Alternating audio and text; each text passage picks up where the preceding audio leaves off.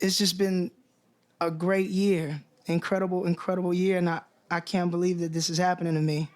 And we've worked so hard on just trying to make a living doing music, and the fact that we're here, like I said, is an incredible feeling.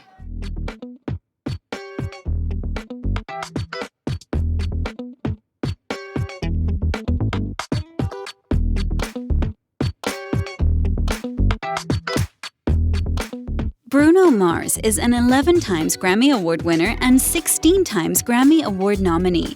His infectious and upbeat songs are a testament to his passion for music, and his journey to superstardom is one of dreaming big and working hard. When you have a high-energy, smiley, sexy, talented performer, everybody responds. He ticked all the boxes, demographically, internationally.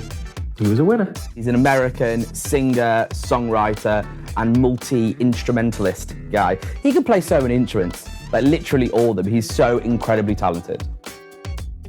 His breakout hit, Just the Way You Are, catapulted him into the spotlight, and he has released hit after hit ever since. To date, he's sold over 130 million records worldwide, making him one of the best-selling artists of all time. What it means to me to get these 3 big nominations? Well, it proves that I'm the greatest, right? He knows what I'm talking about.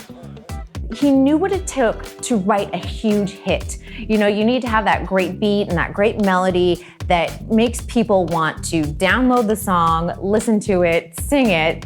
And once he established that for other artists, when it came his turn to write for himself, he knew exactly what to do. I've watched him become a legend, and it's like, yeah, do you know what? You can stand back now and go, this guy is huge, and it's just more success.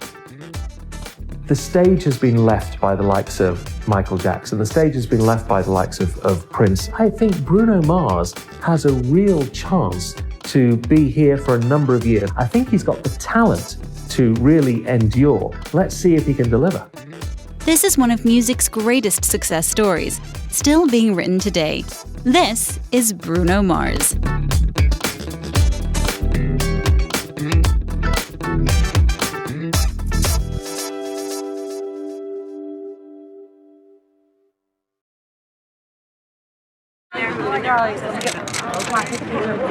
Let's go, someone's marker. Love you, Bruno. I ain't giving it back.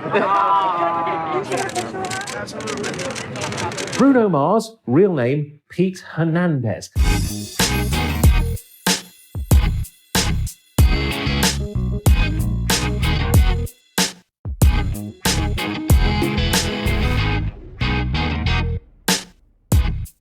I love this story because his real name is Peter Gene Hernandez.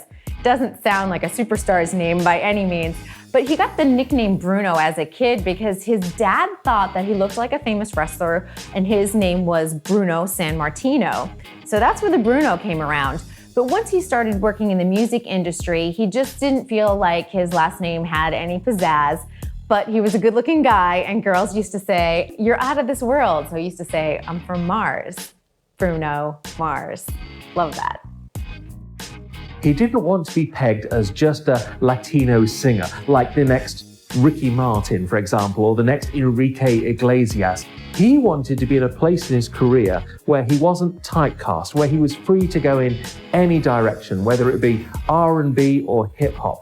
He felt that if he used his given name, then he would automatically be stereotyped. So he's thinking that, people tend to judge people by their names as well as their appearance. And if he had a name that wasn't so identifiable with the Latino community, therefore he would be free to go in whatever musical direction he wished.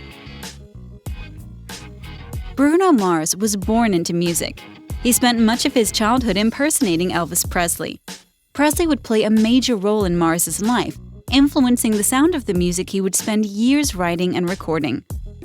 Bruno Mars is a musical jukebox. When you watch him, it's like sort of putting money in the slot and saying, oh, I want a bit of Elvis, I want a bit of Jimi Hendrix, I want a bit of Prince, I want a bit of Michael Jackson. It's so interesting to see different influences in Bruno Mars' music. You see the Elvis influence a little bit. He's got that swagger, he's got that presence on stage. And he said he was tremendously influenced by Jimi Hendrix because he saw that he played guitar. So he said, you know what, I started to learn how to play guitar because I saw how much that helped Jimi Hendrix musicianship. And then you take a look at someone like Michael Jackson, king of pop, highly influential for several decades. And I think that's what Bruno Mars really saw, someone that could incorporate dancing and singing and a whole show. And you really hear that sound every once in a while. You're like, gosh, that sounds like a throwback to an old Michael Jackson song. And that's what I love about Bruno Mars. He's constantly using influences and tying it all to his own music. Born in Honolulu, Hawaii, Bruno Mars was practically raised on the stage. His father organized a Vegas-style extravaganza that featured the entire family. When a 4-year-old Mars observed his family performing Motown hits, doo-wop medleys, and impersonations for enthusiastic crowds all over his native Waikiki Beach, he instantly became hooked.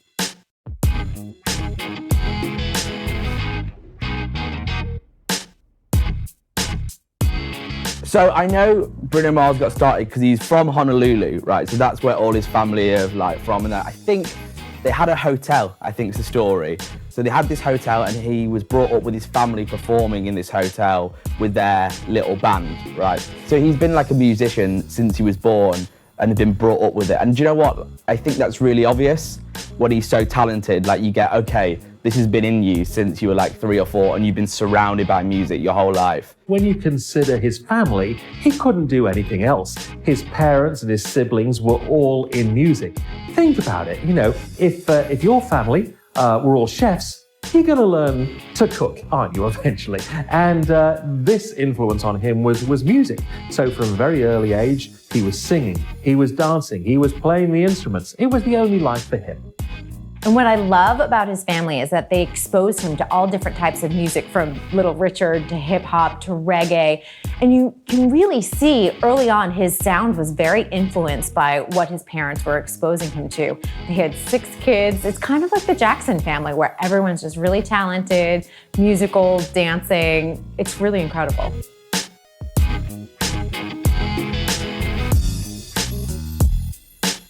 Mars began performing 5 days a week with his family's band, in which he became known on the island for his impersonation of Elvis Presley. So Bruno's biggest influences were clearly Elvis and Michael Jackson. So the Elvis thing is quite weird, actually, because for a while, when I think he was like 5, he was crazy young. He was an Elvis impersonator. Right, and there's this clip online you can see of him performing as Elvis when he was like super young, and he's already, even at that age, so confident. Like you can see Elvis is there, like he's bringing that Elvis through. So I know Elvis was a big influence to him. The hype around the band and Mars's impersonation of the king of rock and roll subsequently helped Bruno land a cameo in the 1992 film Honeymoon in Vegas. So I don't know the ins and outs of how he got that gig, but I know him being an Elvis impersonator, he was quite famous for it. So pre-YouTube, I don't know how he did it, sent cassettes out, I don't know how it worked, but like he was famous for this Elvis impression. So I think that's why they got him in the film for that. He isn't in it for anything else, he's just in it for being an incredible Elvis impersonator. So I think that's kind of what started his success and the reason he's in that Honeymoon in Vegas film. Now, this was young Bruno's party piece.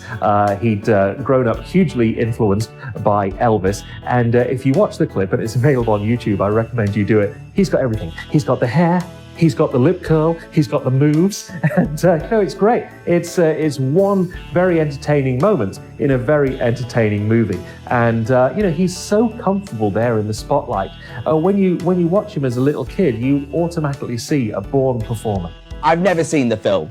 The only bit you need to see of the film is Bruno performing on stage as Elvis. It is incredible. So he's got like the full blue suit on, he's doing all the moves. It's like, this guy's gonna be a star. Like he must have been 3 or 4 in that film, but to have the confidence to be in a Nicolas Cage film that early and to perform so well. And if you Google Honeymoon in Vegas, nothing comes up about the film bar his performance. It's like he's the most famous thing.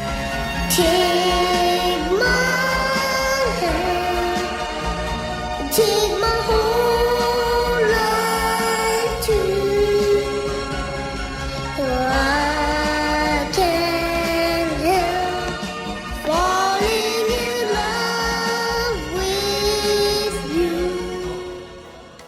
This is so much fun to watch, to go back and see Bruno Mars in Honeymoon in Vegas, imitating, he's a little Elvis is what he is, and his uncle had gotten him into it because he was also working as an Elvis impersonator. And you have this little 6-year-old Elvis, Bruno Mars, he's got the little curl to his lip, he's got the little hip swing going on. He's an incredible performer, and you saw that was instilled in him early on, and you're like, you're already in a movie with Sarah Jessica Parker and Nicolas Cage, and you're 6 years old. Soon after graduating high school, Mars headed to Los Angeles with big dreams of becoming a performer. In 2004, Mars signed to Motown Records, a deal that unfortunately went nowhere. He was signed to Motown Records almost immediately, but that deal wound up going nowhere. They wound up dropping him. They just didn't know what to do with his sound and his look. Oh, it must have been very difficult for Bruno when he moved to LA because he was coming from Hawaii, where he was the proverbial big fish in the small pond. Everyone knew his name, very successful musician, seemed to be friends with everybody there. And then he comes to LA, and a lot of showbiz performers have found this. Suddenly, there's so much other talent around. How do you find your own place? And yes, it wasn't like they were giving out recording contracts at the airport. He really had to work for it. So he was spending years in dingy bars, playing covers of other people's hits. The money was running out. He was struggling for cash. But one job he takes is as a DJ. He got paid $75 a night. Thing was, he didn't know how to DJ.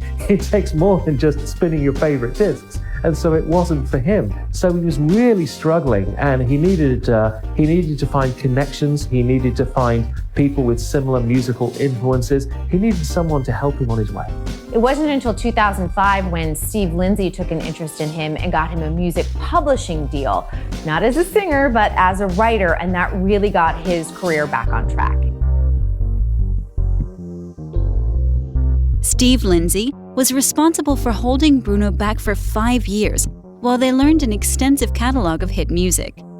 In 2006, Mars was introduced to his future A&R manager at Atlantic Records, Aaron Bay-Shuck. He wanted to sign him immediately, but it took around 3 years for Atlantic Records to finally sign Mars to the label because they felt it was too early and that Mars still needed time to develop as an artist.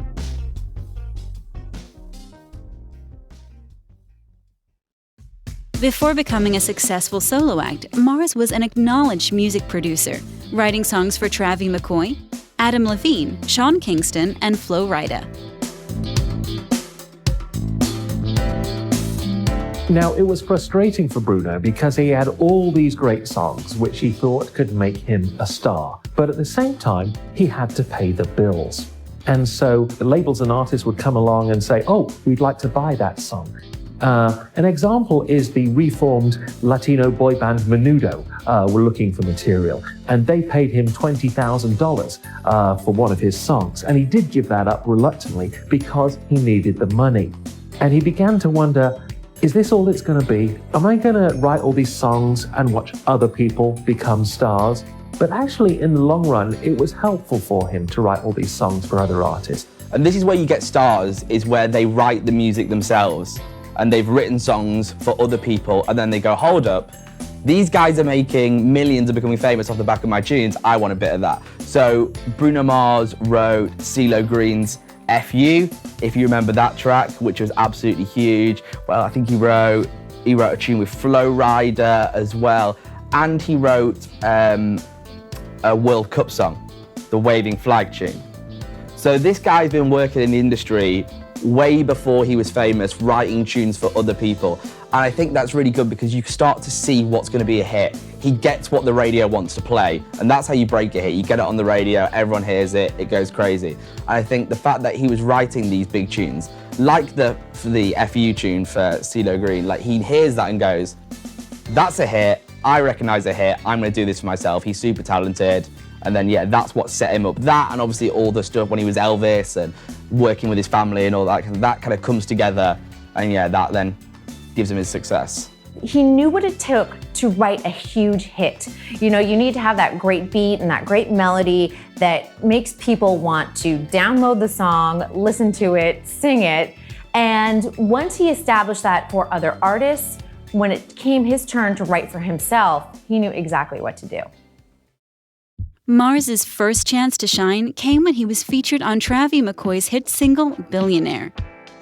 You could not move for Billionaire when that tune came out. That's one of those songs where I was growing up and that was happening. And it was on the radio all the time. It was on MTV all the time. It was everywhere for what felt like a summer.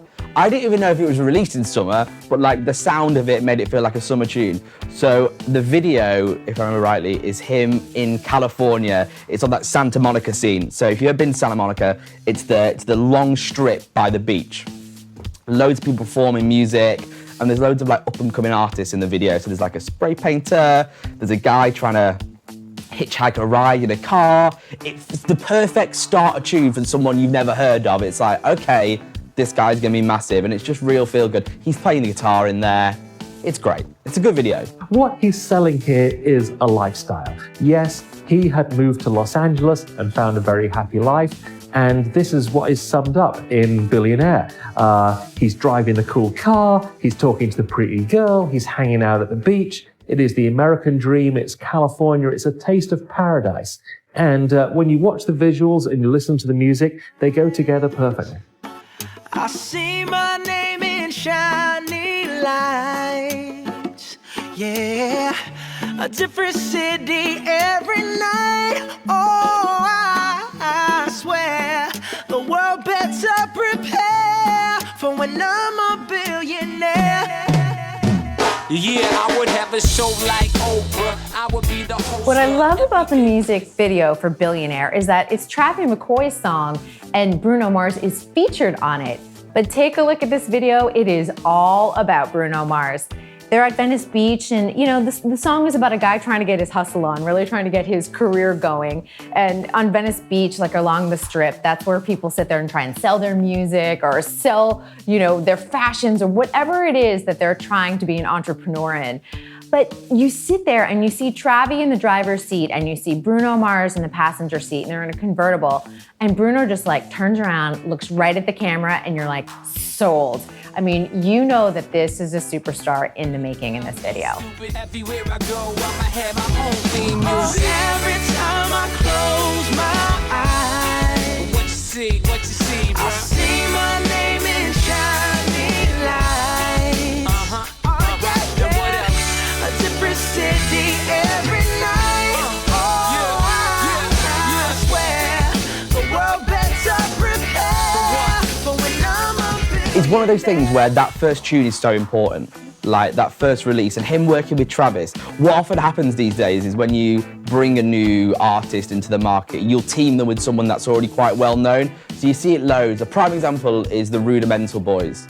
The Rudimental guys work with big female vocal artists as their first tune, and then they go off and do major stuff. Jess Glynn, example. Anne-Marie's a prime example. They get teamed with a big artist and off they go. And I think this was Bruno's thing working with Travie, is like they put them together and it was like, oh, he's with that guy. Okay, it makes sense. So it was the perfect first tune. Everything just worked. It was a hit.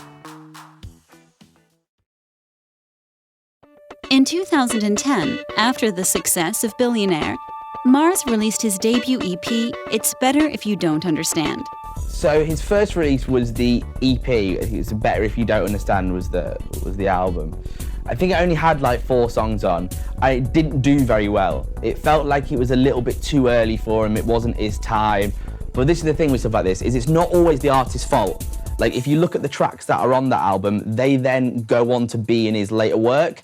So it wasn't that the songs weren't good, it's just that the label wasn't working right, it just wasn't his time. So this is the thing when you look back at that album and it's got disappointing sales, maybe that wasn't Bruno's fault, it was more like it wasn't his minute. And it had influences of pop and pop rock and rap as well. And you know, he said he just wanted to showcase what he's able to do. It was a very simple, pure album. The EP for It's Better If You Don't Understand got to 99 in the top 100, so the lower reaches, but it was a calling card to the industry. It wasn't number 262, you know, it was there. He cracked the top 100. It was encouraging. He was on his way. People started to sit up and take notice and thought, maybe this kid's got something, and he clearly had.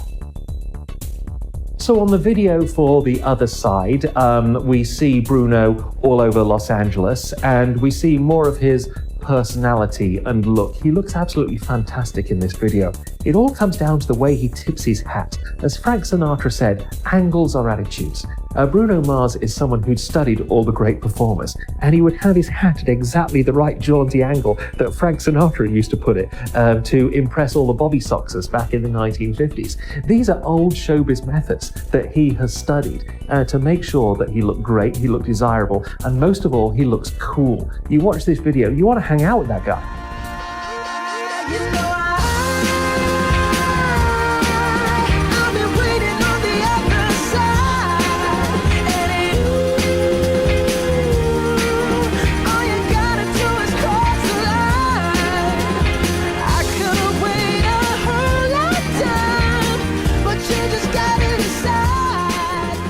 The Other Side music video was done for Bruno Mars for his first album. So this was some people's first introduction into who Bruno Mars actually was, and they used some home videos. But you look, it's a very simple video, and it's just image after image after image of Bruno and his music in and around LA. But honestly, he's good looking. You're like, who is that? It makes you want to learn more about the artist, and it introduced him in the best way possible.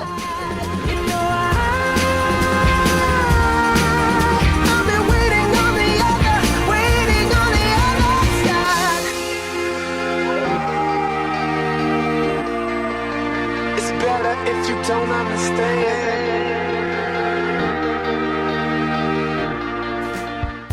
On July 19th, 2010, Bruno Mars released Just the Way You Are, the lead single from his debut studio album Doo-Wops and Hooligans. The song reached the #1 spot around the world. His unrelenting determination was finally paying off. Now, Just the Way You Are is one of the best music videos of recent years. It's flirty, it's sexy. He's got that ridiculously pretty girl in the video with him, something for the lads as well as something for the girls to watch. And, he has the spools of tape and they draw sort of pictures of both of them. It's the best use of visuals in a video since Aha and Take On Me back in 1985. Best video in almost 30 years. He's starting to kind of find himself now as a pop artist, all in one album. And the video for that was super iconic. So most of these have the same kind of storyline, which is a love story, of course. And he builds his own face out of like cassette. He like takes a cassette out and brings out all the black tape. I don't know what that's called, black tape stuff. And then like builds a story on a table for his girlfriend, and he's playing piano. It's beautiful. When I see your face, there's not a thing that I would change, 'cause you're amazing, just the way you are. I love this because for Just the Way You Are, this is one of the reasons it was a monster hit. You take a look at it and it's Bruno Mars and a gorgeous girl sitting across the table. And they illustrate a lot of the lyrics using an old cassette tape. They use the actual ribbon from it, doing different drawings. But it's just the two of them. It's really simple. He then brings her over to the couch and he starts singing the song to her. And you're like, I want to be that girl. I want Bruno to sing to me because he's kind of dreamy. 'Cause girl, you're amazing, just the way you are, the way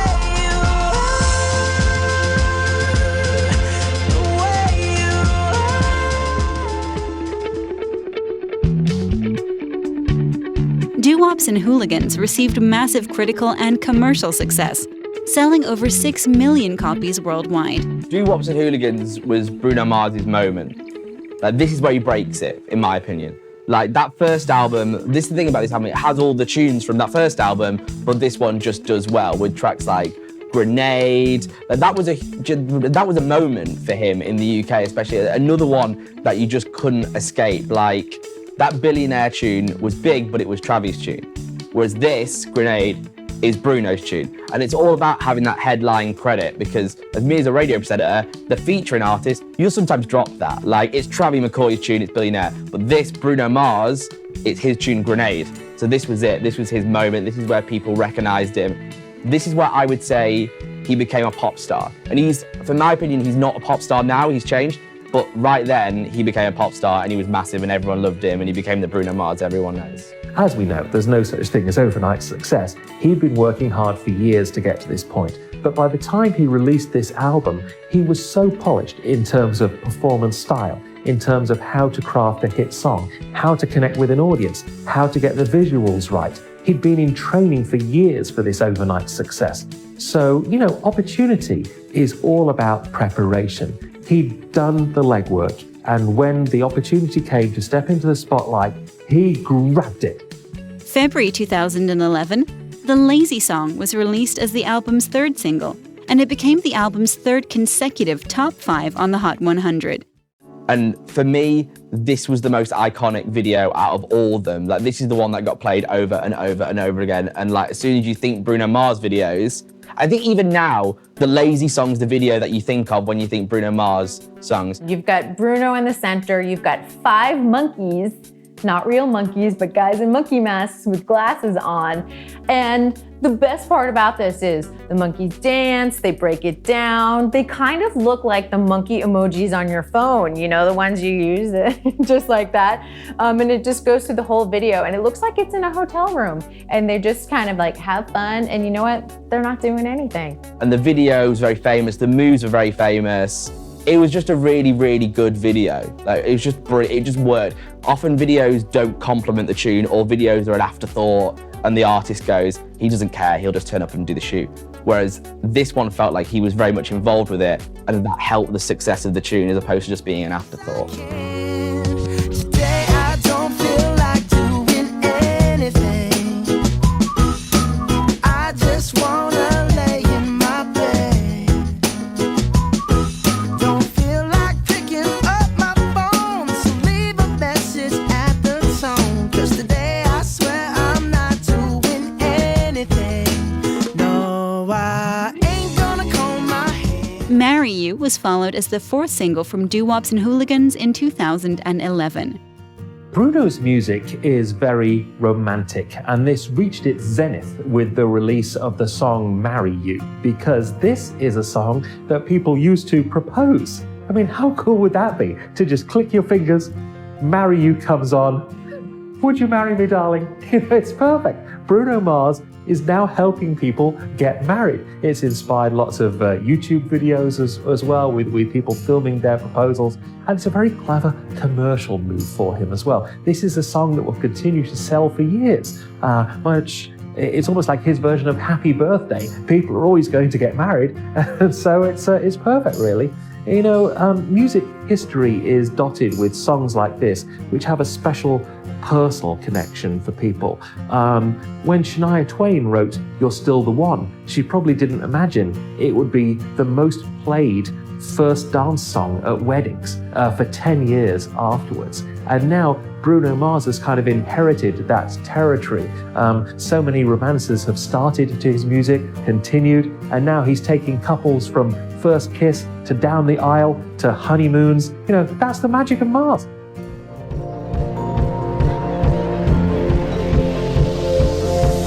It's a beautiful night. We're looking for something dumb to do. Hey, baby, I think I wanna marry you.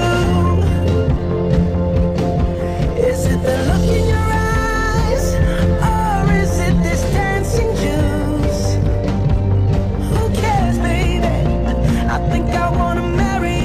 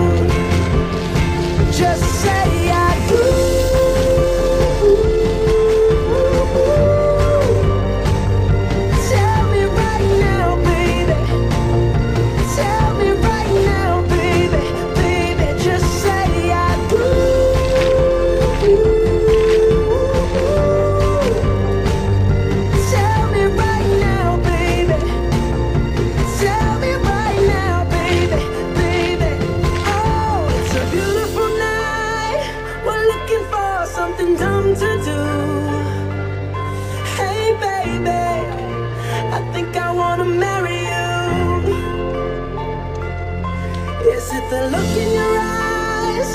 Or is it this dancing juice? Who cares, baby? I think I wanna marry you.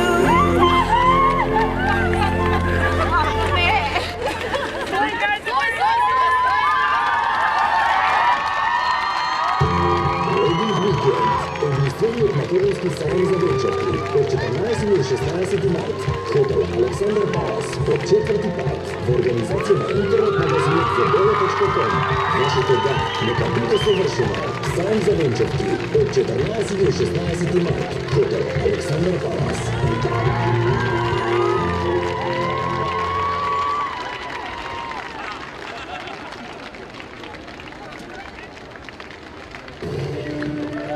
Единствена митничка до оживлення. Спектакулярна оперський балет «Висвітла».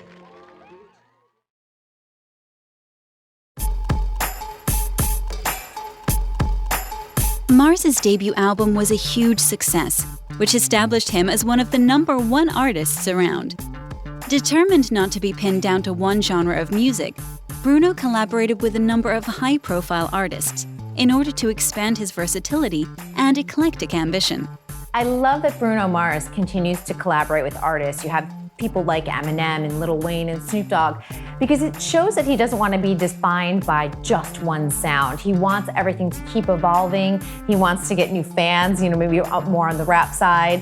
And I think that really shows that his sound is constantly going to change with each album. So I think the collaborations that Bruno Mars did were really, really important because it establishes him as huge. Like, you have those pop tunes and everyone recognizes them and everyone remembers them from the radio. And then you get collaborations with Eminem and Lil Wayne. And it's like, these guys are up here, which is incredible. So then to attach Bruno Mars to these guys, it just puts him in the proper mainstream. Working with artists like Eminem and Lil Wayne, it makes him much cooler as well, because obviously the sound of the music changes and you can kind of get lost in that pop sound and all you are is a pop artist. So it is important to attach yourself to whatever's kind of cool to keep yourself moving forward and keep yourself super relevant and you don't get stuck in that. And I think that's what working with Eminem and Snoop Dogg and Lil Wayne did for Bruno, is it kept him really, really cool and kept him credible, which is so important because credibility is what sells records. It's that believing the person's real is what makes it work. It really showed respect to him because they don't work with anyone who isn't great in their eyes. And so it really showed that he had the respect of the industry. It also showed his versatility. Right from the start, Bruno Mars was determined not to be pegged as just another Hispanic Latino artist doing that kind of music. He can do anything. He'd been influenced by so many different musical styles, and he started to show it in these collaborations. They made him look good, he made them look good. It was a can't-lose partnership. You see, I don't know if you guys look back at who we have collaborated with, it's been kind of all over the place. And that's why we have so much fun doing what we're doing, is because we get to jump around and do a hip hop record, do a soul record with CeeLo, do a reggae record with Travis McCoy, do a big old pop love ballad like Just the Way You Are. So that's a hard question for us. But I guess, what do you say? Alicia Keys is always, Alicia Keys. Yeah. Prince. Yeah, Kings of Leon, I'd love to get down with. So many. After years of grinding away in the studio, Mars had now officially achieved his ambition of becoming a musical superstar. However, an incident in late 2010 would put a stain on his good guy image. On September 19, 2010, Bruno Mars was arrested in Las Vegas for possession of cocaine. Mars pleaded guilty for drug possession, and in return for his plea, he was told the charges would be erased from his criminal record as long as he stayed out of trouble for a year, paid a $2,000 fine, and did 200 hours of community service and completed a drug counseling course. So the Vegas story, I think he was 18 when it happened. And he's got a load of fame, he's out partying, he's out drinking, and he gets caught with drugs, is the story. And he gets arrested, and it feels like this is kind of like a make or break moment. Like, sometimes when this happens, an artist will just die for it. Like, the public turns on them, you're supposed to be, like have an image that the kids can look up to, so it's a bit like, oh, why has this happened? And he came out in a GQ article a couple of years later and was like, it was a mistake. He was young. And I think that's what it was. Like, he was 18. He had a load of money, he was out partying, he made a mistake. I think a lot of people were shocked because they just see him as such a clean-cut guy. You know, you think, oh, he's not out there partying. But he admitted himself, he said, you know what? It was one of those times that I had had a huge album, I was getting a lot of success, and I got caught up in that whole party scene. And he told the police at the time, he's like, it's the first time I've ever tried it, officer. Come on. Of course it wasn't. And he knew that. And he said, you know, I was totally intoxicated. I was out of my mind, but it was a real wake-up call to straighten out my act. And he's kept his nose clean ever since.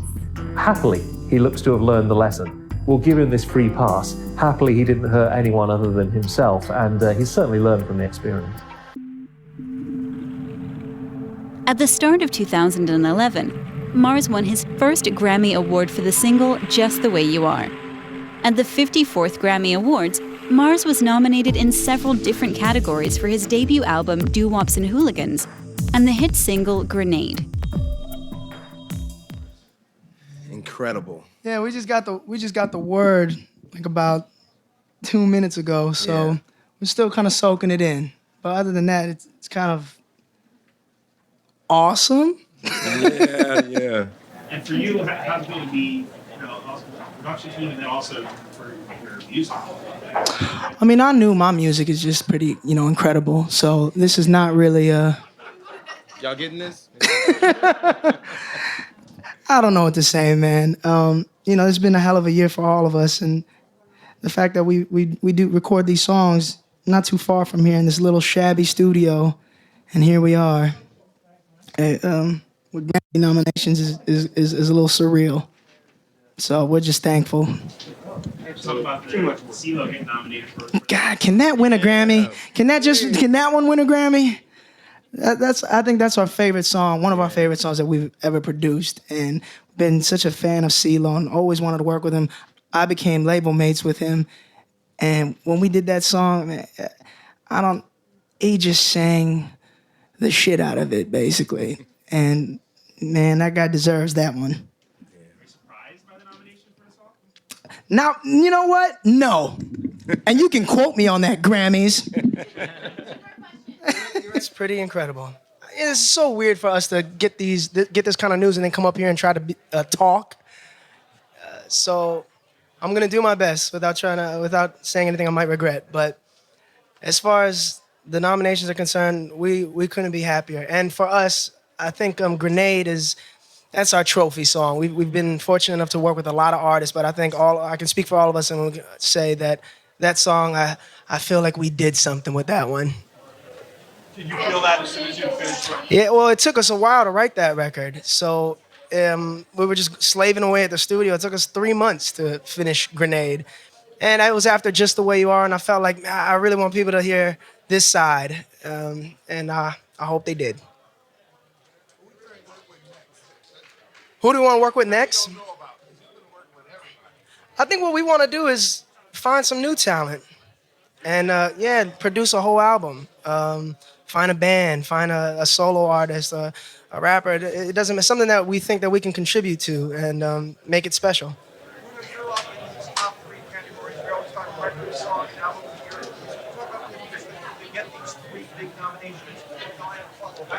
What it means to me to get these 3 big nominations? Well, it proves that I'm the greatest, right? He knows what I'm talking about. It means I'm about to get real cheesy. Get ready. Get it in. It means that hard work pays off.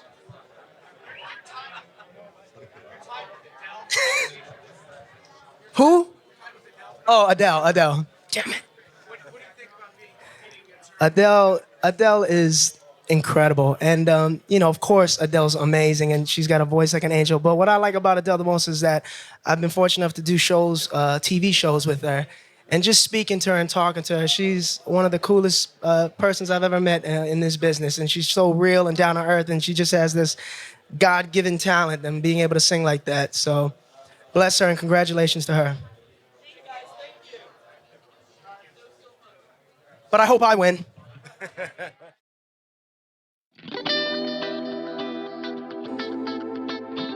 In 2012, Mars announced the album title Unorthodox Jukebox, along with the 10 songs which would make the final cut of the album, and the title of the first single, Locked Out of Heaven, which was released in October 2012. The single reached #1 on the Billboard Hot 100 and charted in the top 10 in several countries worldwide. So Locked Out of Heaven, Bruno Mars's tune.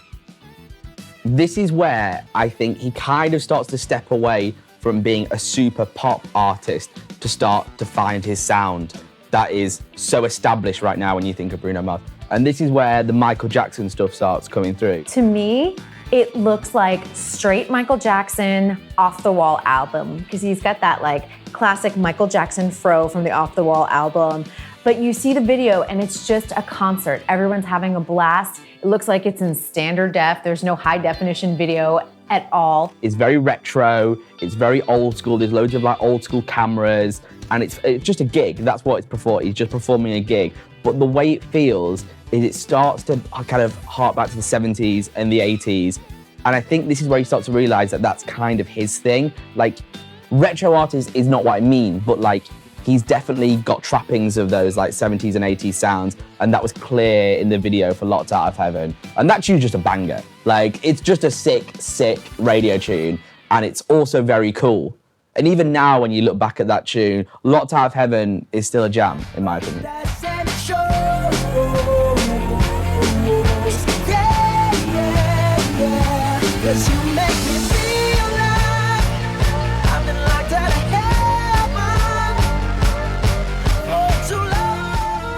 The video for Locked Out of Heaven shows how Bruno Mars can really work an audience. If you've been to a Bruno concert, it's like the best party you've ever been to. He's such an old school performer in knowing how to work the crowd. He's studied the greats, and if you watch this video, it's total high energy, it's total fun.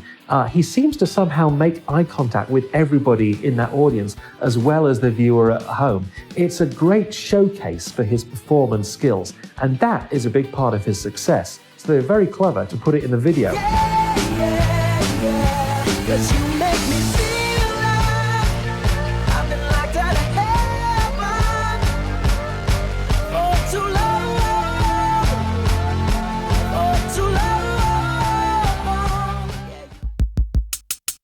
Unorthodox Jukebox was officially released in December 2012 and debuted at #2 on the Billboard 200 with sales of 192,000. So the second album, Unorthodox Jukebox, was huge. I think it was like #2 on the Billboard Top 200. It was like #1 in Canada, Australia, the UK. This was his moment. And it's all about that second album. Like, it's not easy creating a film. I'm not gonna say it's easy making one album, but the fact that you can do back-to-back bangers and do 2 in a row, it's like, okay, this guy's a star. This guy's gonna keep going. And I think this one really certified him and made him an international superstar because it went 4 times platinum. It also won him a Grammy Award for Best Pop Vocal. And you're also looking at having huge singles. Locked Out of Heaven was one of the standouts on that. And you know, there was no stopping Bruno at this point. So Unorthodox Jukebox really went global. And yes, Bruno cracked America first, but then the rest of the world really started to sit up and take notice. Everywhere from Sydney to Sheffield, they were all dancing along to Bruno Mars. He was really at this point on the international map. Much more than a flash in the pan, he was someone who was here to stay. And because he's one of those performers that has so many influences of the greats, everybody seemed to like him, from kids to grandparents as well. When you have a high energy, smiley, sexy, talented performer, everybody responds. He ticked all the boxes, demographically, internationally. He was a winner. Mars began his second headlining tour, the Moonshine Jungle Tour, in mid-2013. It started in North America and continued through Europe and Oceania. NFL announced that Mars would headline the performance at the Super Bowl halftime show in February 2014. During the performance, he was joined on stage by the Red Hot Chili Peppers.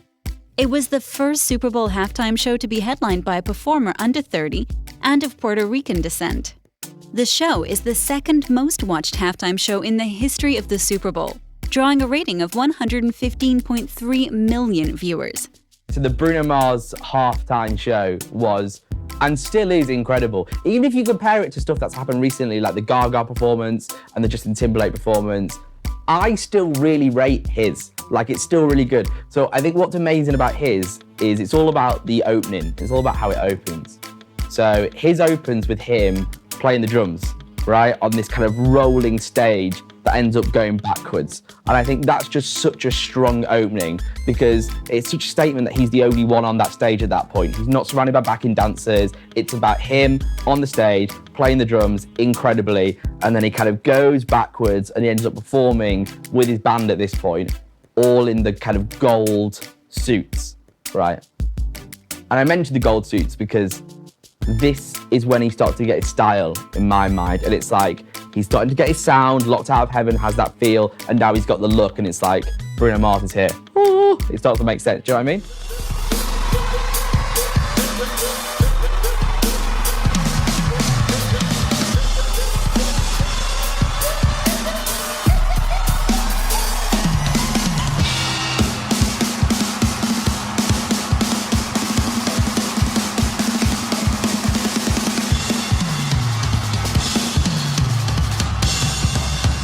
The Super Bowl got funky because they invited Bruno Mars. Now, I tell you, anyone who was bored by the game was soon woken up by the halftime performance. You didn't want to go to the toilet and put the kettle on during that. Absolutely not. When you get just a few minutes to impress the world, it's really about taking your opportunity. And he did. This was introducing Bruno Mars to an audience that hadn't necessarily seen him before. The TV audience in America was 120 million. You know, even when he appears on the Grammys, the most he's getting there is 12 to 15 million. So this was a huge showcase for him, and he really took the opportunity. He did great.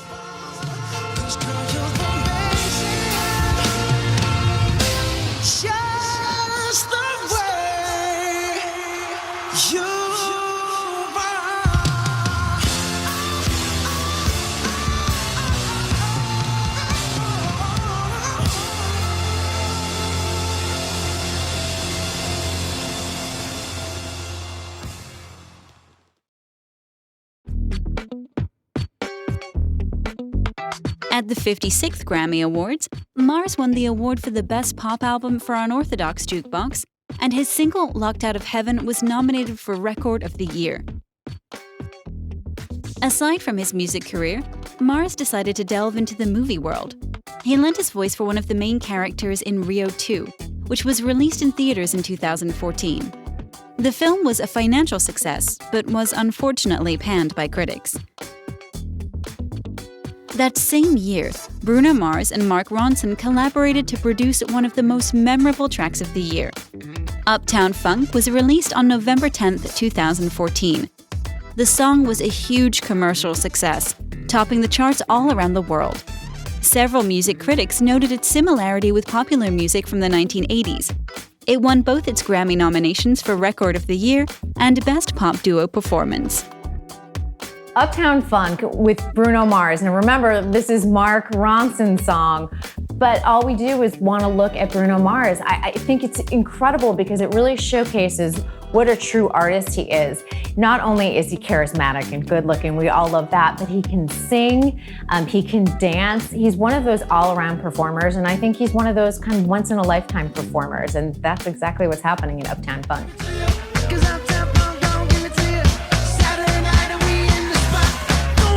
Just watch.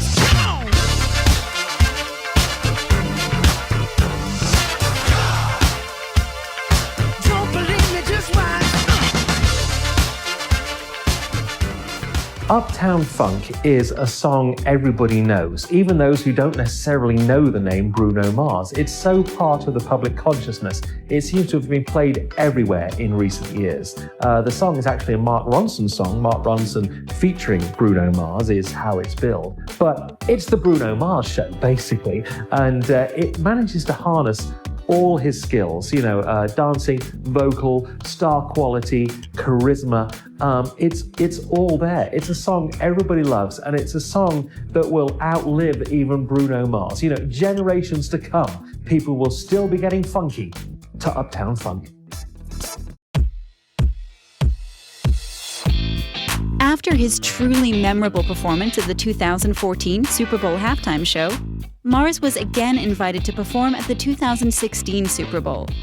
In late 2015, it was announced that Coldplay would be headlining the event. The invitation of Mars and Beyoncé as guest acts made them the fourth artist to have held the Super Bowl halftime show twice, along with Justin Timberlake and Nelly. The halftime show was viewed by 111.9 million viewers, thus becoming the third most watched halftime show in the history of the Super Bowl. So in 2016, Coldplay was the official halftime performer, but Coldplay invited Beyoncé and Bruno Mars to do a couple songs in the middle, and then Coldplay would join them. And I have to say that it was the Beyoncé and Bruno Mars show. And it was very similar to what we saw 2 years ago with Bruno Mars, with all the gold jackets and all the dancing and everything else, and Beyoncé did Formation. But it almost made Coldplay pale in comparison. So it was one of those things you're like, wait a minute, was Beyoncé and Bruno Mars the headliners, or was it Coldplay? 'Cause Uptown Funk don't give it to ya.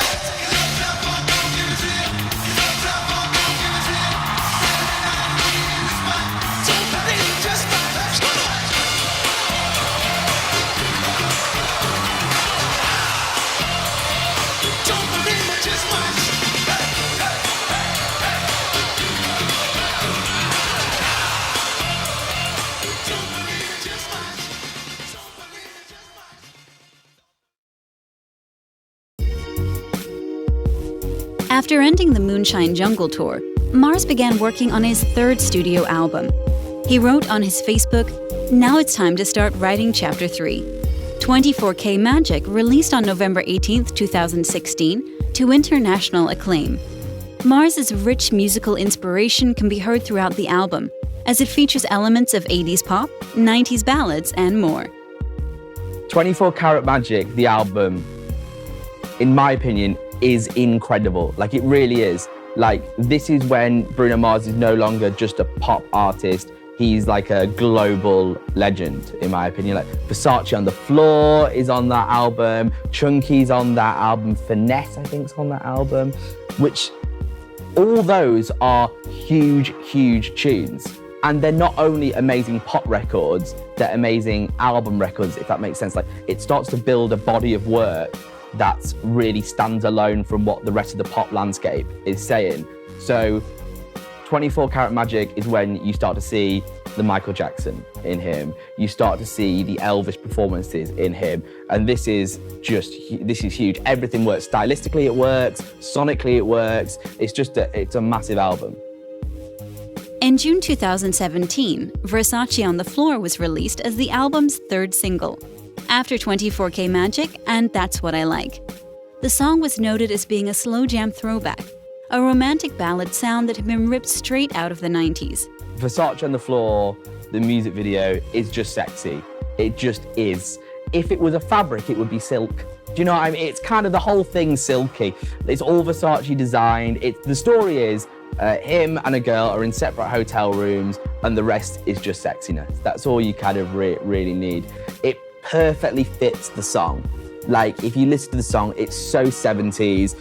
He should have a handlebar mustache in the video. He doesn't, but it has that kind of feel to it, if you know what I mean. It's just a very, very good video, but sex sells, and it is sexy. It just is.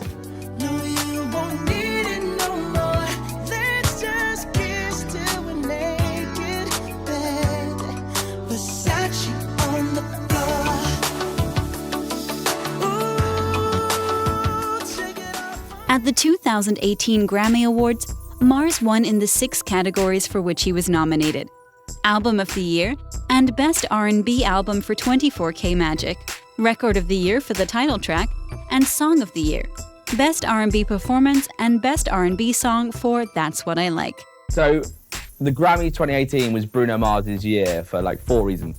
Track of the Year, album of the year, record of the year, and the people that built his album, like the engineers, also won.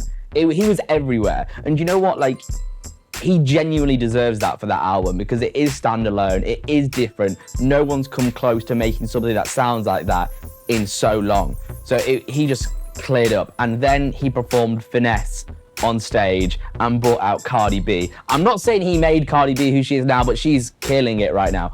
And he was the first person to kind of bring her out there and perform with her. It just all worked. And he's got to look back on that whole thing as something he's super proud of because it was a moment. On January 4th, 2018, Bruno Mars dropped the official music video for Finesse. It was a remix of the original track, now featuring the hit rap star Cardi B. The video pays homage to the opening theme of the popular Fox sketch comedy television series In Living Color, which ran from 1990 to 1994. The video received 13 million views within the first 2 days of release. So the Finesse music video for Bruno Mars and Cardi B, it looks like the opening from Fresh Prince of Bel-Air. If you know how that opens with Will Smith, that's all you need to know. It's very 90s. This is what Bruno's good at, is taking bits of different eras and cultures and making it super popular. And he's been criticized for doing this, like taking the best of certain things and making it huge.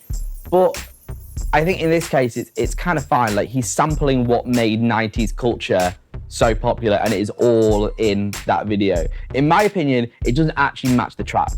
I think the track's one thing, I think the video's a completely different thing. There's no crossover. Not like Versace on the Floor where it kind of made sense. This was completely different, but the video's just good. It's a 90s video, it's cool. Cardi B looks great, he looks great, it's fun. It's a good video.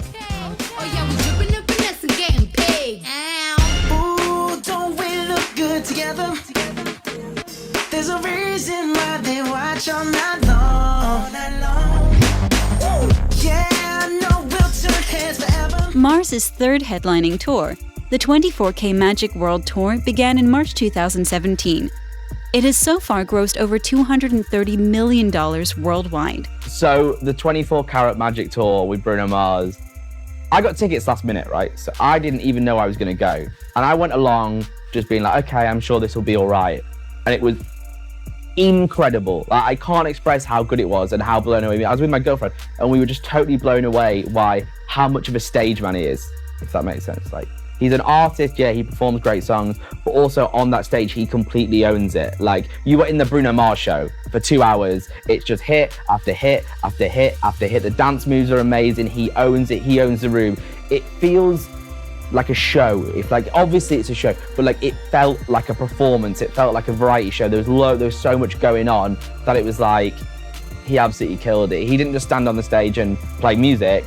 He brought a whole performance, and I would say one of the best shows I've ever seen. And it's like, okay, this guy's a star. Like, this guy's on that next level thing now. He's just that 24 Karat Magic Tour was incredible.